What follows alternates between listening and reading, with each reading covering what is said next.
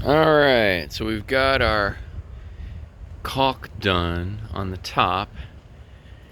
Really, when you're trying to fix a problem, fix the thing that caused the problem before you go after the problem. But I'm gonna go over here where the light's better, like they say you do when you're looking for something.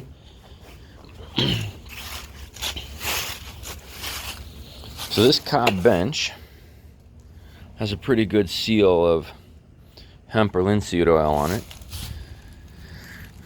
but you can see we've got a few cracks here and there. So before it gets snow on it and then they get more water seeping in it, we're just gonna come over here and squish some of the sandy clay into the cracks. Most of it will wash off the first time it rains or snows. A little bit of it, the little bit we care about, kind of gets ground down into our cracks and fills them. So we're just going to go over the ones that seem most dangerous. Give it a little bit of a fill coat. This isn't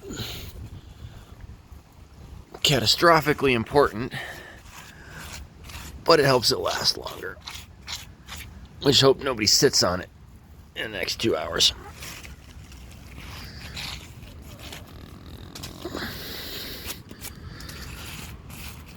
This bit right here can get a lot of water running down it.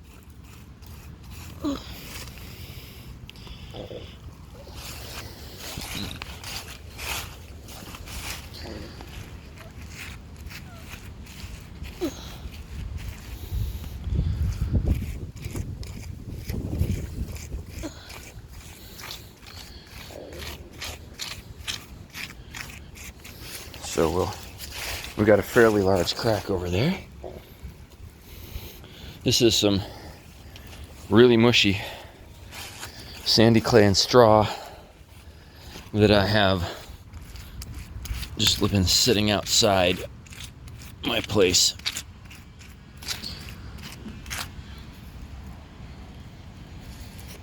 for a few months now. So the straw itself has broken down quite a bit into little tiny straws, which is actually good for this application. It helps us get it squished into the cracks more and still have some structural substance.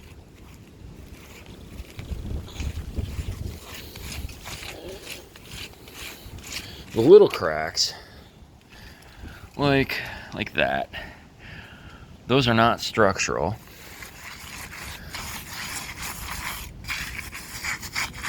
We just want to fill them a little bit so that when we come back and oil this again in the spring, the oil will have something to seep into and stick around rather than just sliding down the crack into nothingness.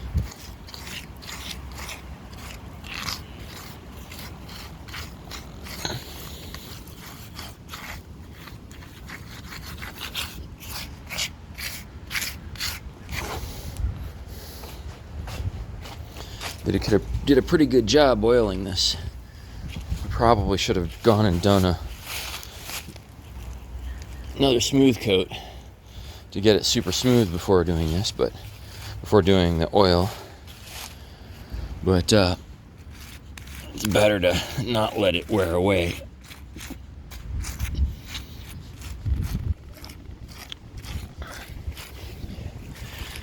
All right. Trying to find a example of a structural crack, and I'm really not seeing anything, which is good. When you have your hands on the thing and your eyes on it, that's the time to watch for things that are going to be a problem in the future. In the meantime, you see that we got all these little chopped fibers kind of sticking things together. And even smaller fibers that are hard to see.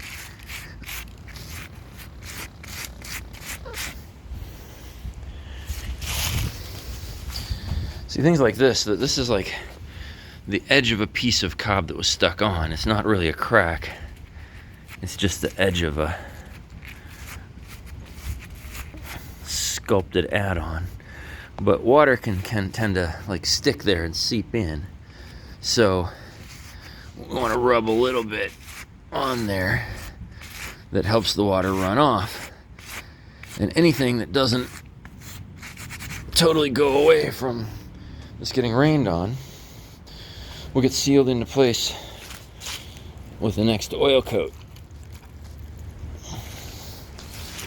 This little lump right there, you see the little shadow? Now it's a happy little bird. We get this little hole right here.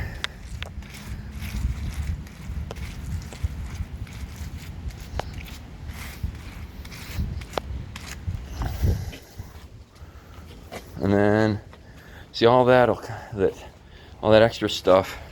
See this right here that's been sitting there in the rain? The crumbly stuff will just kind of brush and go away next time somebody wipes it. And the solid stuff will stick into our surface, give us a little protection.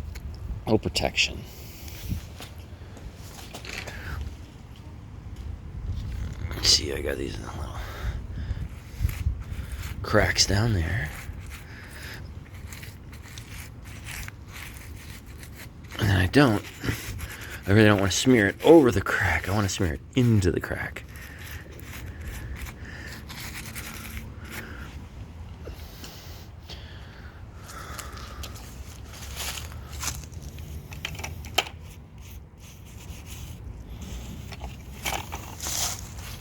All right, now the hard part,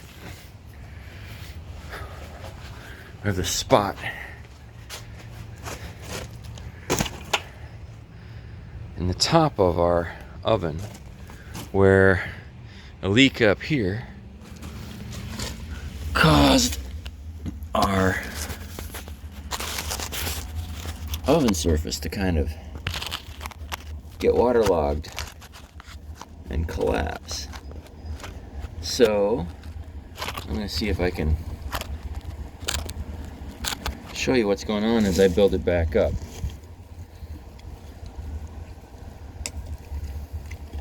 I'm looking for the squishy part of my mud first, because I want it really wet where I'm going to I want to soak the surface before the dry surface. If it wasn't actually a little bit wet from the rain before, I would probably get a spray bottle and spritz that. But since it's already pretty soaked, I want to smear this new layer into the previous layer. If I just slap it on, then it's going to fall right off. But what I want to do is really make them all in one.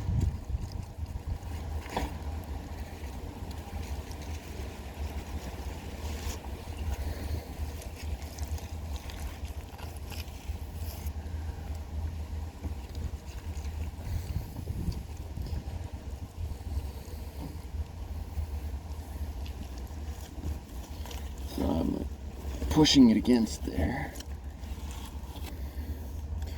working it into the existing surface. I'm making sure that the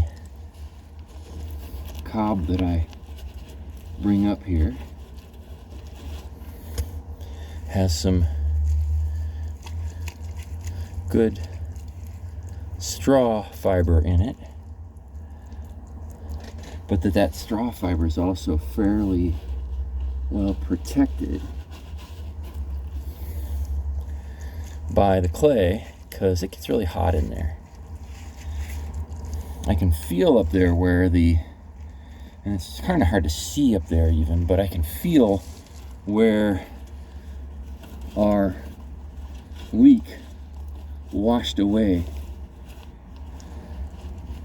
a big chunk of the side. So I'm reaching up in there and working my handful of cob into there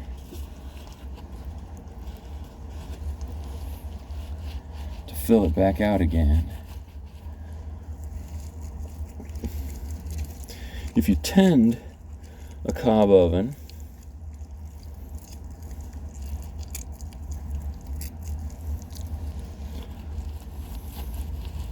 well, it'll last a good long while. Eventually, if it gets so full of cracks that it's going to collapse on your pizza sometime, that's when you schedule another pizza party. Bust up the oven and make a new one out of the old one. Soak it in water for a few weeks. Get yourself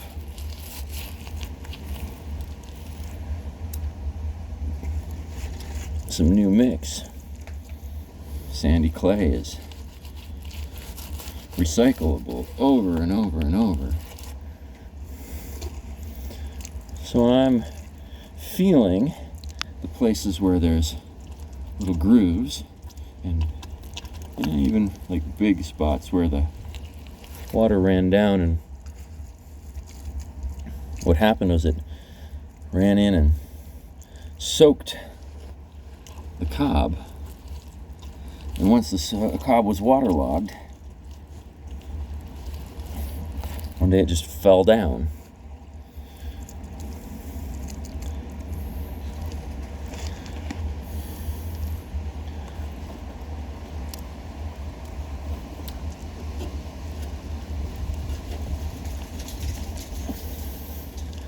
So I'm switching to my right hand. I am so left-handed I can't even eat with my right hand.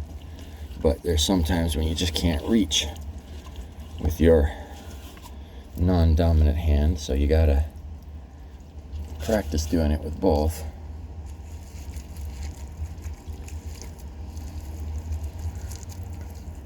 I'm squishing the cob balls that I pick up, squishing them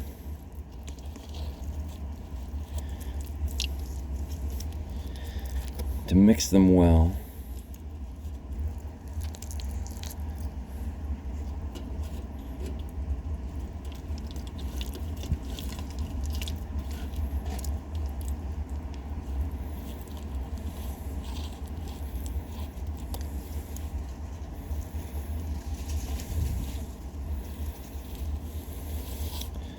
And all the parts now feel pretty smooth. You've got one little spot there I'd like to add a little more roundness to.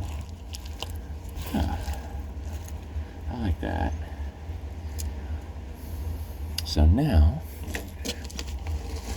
I have two very dirty hands. One of them in a glove. But one of the reasons I switched out my jacket before I started working was so that I could wipe my hand off on my jacket that's dirty anyway. So now I have a hand to pick up my phone with and look around and make sure that I got everything. Looks pretty good. All right. That ought to give us another season with the cob oven at Hiram College.